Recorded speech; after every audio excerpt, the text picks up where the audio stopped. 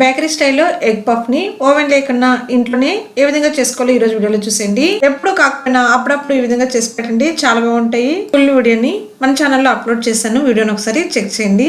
1 minute లో ఈ video మొత్తాన్ని చెప్పినా అర్థం కాదండి, అందుకే నేను ఇక్కడ వీడియో మాత్రమే అప్లోడ్ చేశాను. ఫుల్ వీడియోని మన ఛానల్లోనే అప్లోడ్ చేశాను, చూసేయండి. ఓవెన్ ఉంటేనే పఫ్లు రెడీ చేసుకోవాలని ఏం లేదండి. స్టవ్ మీద కూడా చాలా ఈజీగా, చాలా సింపుల్ గా మనం ఎగ్ పఫ్స్ ని చేసుకోవచ్చు. చాలా టేస్టీగా ఉంటుంది, పిల్లలు అయితే చాలా ఇష్టంగా తింటారు. ఈ ఎగ్ పఫ్స్ ని చేసుకోవడానికి ముందుగా 1 కప్పు మైదా పిండి తీసుకుని అందులో చిటికెడంత ఉప్పుని, 1 స్పూన్ బటర్ కానీ నెయ్యిని కానీ వేసుకోండి. ఆ తర్వాత కొద్దిగా వాటర్ వేసుకుని మొత్తం చపాతీ పిండిలాగా మెత్తగా కలిపి పెట్టుకోవాలి.